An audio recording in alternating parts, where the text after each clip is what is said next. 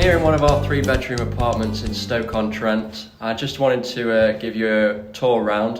We're about 2 weeks away from completing the refurb, where we're going to see the rent change from previously around £330 a month, and we'll be marketing this property at £550 a month. And we've proven that this is a market rent that's achievable by letting similar properties in this block. So I look forward to showing you around some of the things that are left that still need to be done, and some of the improvements we've done that can justify this rent increase. I'll be passing you over to James to follow me around.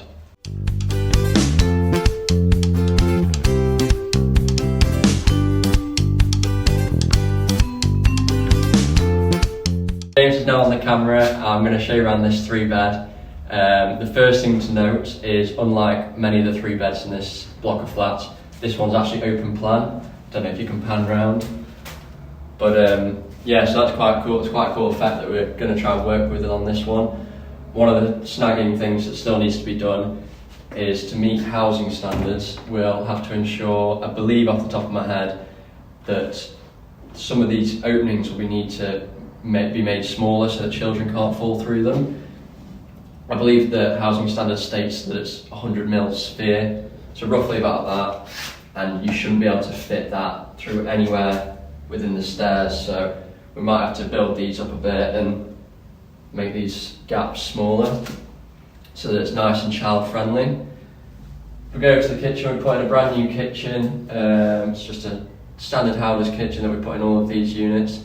We've actually gone for something slightly different this time with the backboard.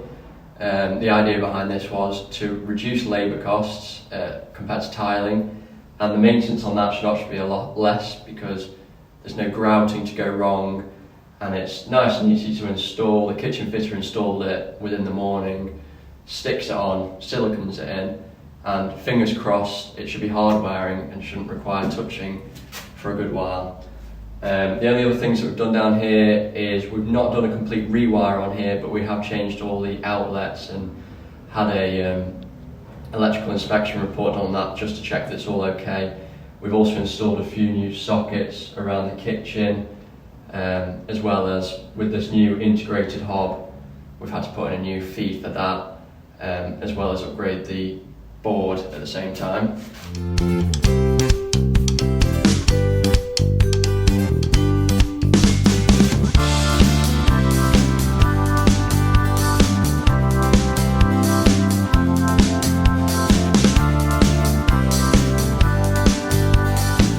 As you can see, there's still some decorating that needs to be done in here.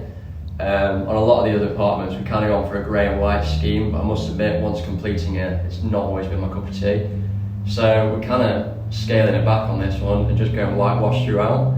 It's easier for the trades because the cutting in is half the job, and it just creates a nice clean finish that the tenant can put their mark on. So obviously all this wallpaper will be coming off and yeah, redecorating it. This flat doesn't actually have a gas supply, which we actually think is quite a good thing because we don't need to service a boiler, there's no gas certificate that needs doing. And in a high-rise block of flats, although this is only 4 stories, there's 24 units in this block, and we own them all. So for us, not having gas in the building is quite a nice benefit that we don't have to worry about anything.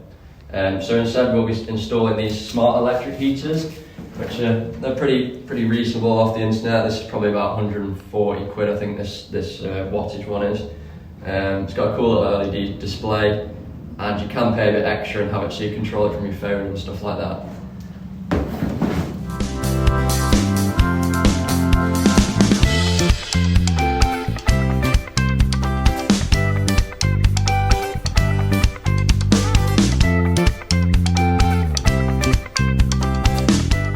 Now that we're upstairs, the previous tenant wasn't actually very kind to this property, and for some reason or another a lot of the doors had punch marks and damage on them. So we've installed just these standard 6-panel doors throughout. They're cost effective and can be thrown in pretty quickly. We've also, another first, a bit like down in the kitchen, rather than tiling the bathroom, we've installed this shower panel equivalent. I realise shower panel's a brand name, but this isn't the branded stuff, this is just the plastic corrugated stuff. The idea behind that is, again, it can be installed really quick and easy. It doesn't need to be done by a tiler. Our kitchen fitter actually installed it. He just put the adhesive on the back of the board, lined it all up.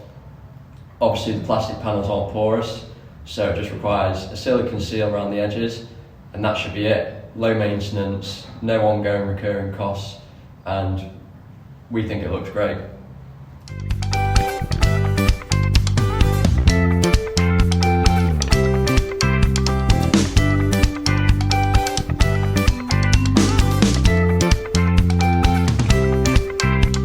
I'm going to show you in the master bedroom, one of the 3 bedrooms in this property. If you come on in, you can see that we've actually used a wallpaper on the ceiling here. That's because due to condensation and the tenant not ventilating the property previously, the wallpaper had started to peel off. When we started to remove the wallpaper, it was wood chip, it left a mess on the ceiling, and this is actually a concrete ceiling. So preferably we would have removed the paper, done any filling and painted, but that wasn't an option because it was in such a poor state. The next option would have been to overboard it and get it plastered, but again, with it being a concrete ceiling, it wasn't possible to easily get a fixing in the ceiling. So instead we got our decorator for an additional cost to put this textured wallpaper on, which, to be fair, looks a lot better than we thought it might have done. I think it actually looks quite smart, and it's a hell of a lot better than it did before, as well as being a good cost saving compared to plastering.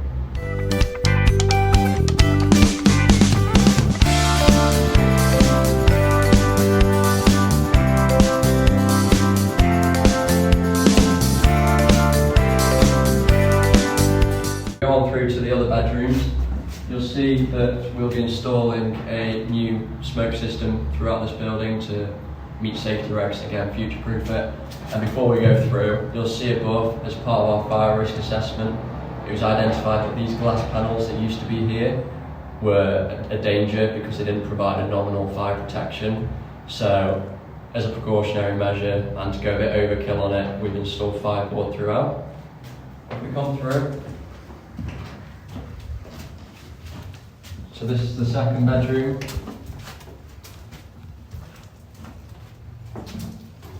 Again, whitewash throughout, wallpapered the ceiling. Because it's a concrete ceiling, you do get some significant cracking. So that, again, this textured wallpaper, where we weren't able to overboard, has provided a good masking and should last a while and looks great. There's also a few windows that you'll see that need replacing. Again, because of their age, the seal's obviously broken on them and moisture's managed to get between the 2 panes of glass.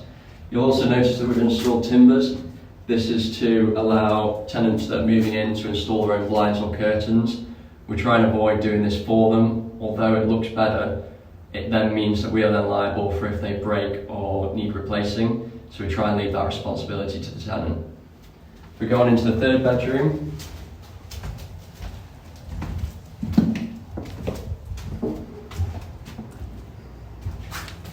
again, another good sized bedroom, whitewashed throughout. Very similar to the other one. What is different in this one is we've installed an unvented water tank. What that means is that because this flat only has an electric supply, we couldn't put in a gas combi boiler, it wouldn't have been economical. We did have the option of installing an electric combi boiler, but that would have required us to wet plumb the whole apartment, which again didn't seem viable to us. So we've kept the smart electric heaters on the wall, and for hot water we've installed this hot water unvented tank. So the idea behind an unvented tank is that it's fed from mains pressure, so that when you turn a tap on in this apartment, the pressure will be the same as a cold water tap as it will be in the hot water tap. This is a benefit from the previous system, which was a header tank and a copper tank with an immersion heater. The problem with that is, because there's not much fall between the header tank and whatever taps you've had, i.e. the bathroom next door, you turn the hot water tap on and it would trickle out. Another good benefit about an unvented water tank system is because the water is kept to a certain temperature and is not exposed to the elements, it pretty much eliminates the risk of Legionella, which we can see becoming a bigger thing and a more common recurrence in risk assessments and housing standards, that landlords meet that requirement of reducing the risk of people getting ill from bad water supplies.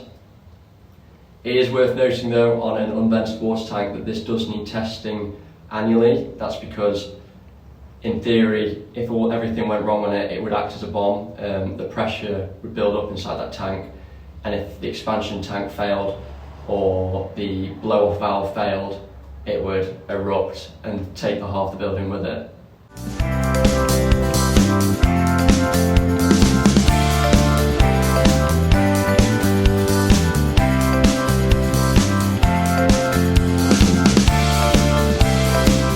Also see in this next cupboard, because there's 4 stories, this block of apartments 4 stories, and in some places there's 4 separate apartments stacked on one another. Again, identified in the fire risk assessment, we've had to implement measures to stop transfer of fire between the apartments. So if you see in this cupboard where the riser pipes are, so this is for soil, so from the toilets, and it's also used for the ducting, so the extraction from the bathrooms. If, for example, a fire was to start on the ground floor, these would act as a chimney and would bypass all the fire prevention measures you put in place and would make them all redundant. So what we've done on the apartments is we've installed fire collars where we can, and on the more tighter to fit areas we've installed like a sleeve that goes around. We've also installed fireboards, so if there's a roaring fire in this cupboard for whatever reason, it's not going to get through, and it provides an hour's protection between here and the floor above. How these fire collars work is when they heat up, they'll crush the pipe, which then should stop any hot gases or flames passing all the way throughout the cupboard and the riser pipes.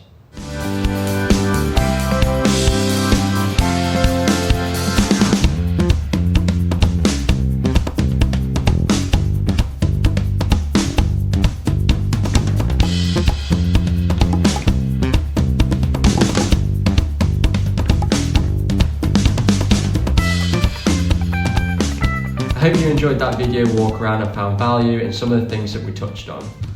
If there's anything that we touched on that you'd like to know more about, whether it be the finances, some of the safety aspects we implemented, or how we've managed to get such a large increase in our rents, then we'd love to hear from you. Of course, we'll be bringing another video to you once this property has been completed and we've put it on the market. We'll even update you once it's been tenanted.